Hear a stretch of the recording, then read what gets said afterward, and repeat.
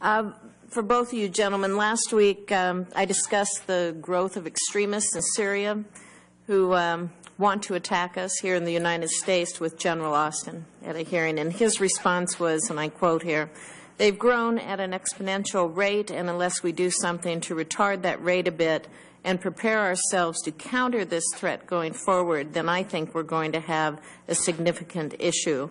To both of you, do you agree with his assessment? I do. Left unchecked, the problem is only going to get worse. Admiral? Yes, ma'am, I do. And at what point do you see these extremists in Syria becoming a threat to the United States, to the homeland? Well, I think that the threat is already bleeding over beyond the borders of Syria as we have the spillage into the surrounding nations, which increases, as Admiral McRaven mentioned earlier, the pressure in the Levant. So I can't give you a definitive date when the homeland is in direct threat, but it's not in the too distant future. Admiral? Yes, ma'am. I would agree with Secretary Lumpkin. Again, my concern about the threat in Syria, while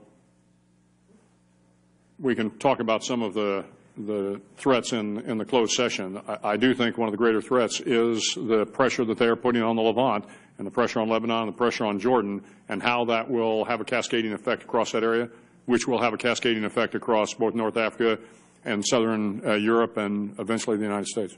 Can you speak in open session about how we're preparing for those threats? I cannot. I'm sorry, ma'am. Thank you.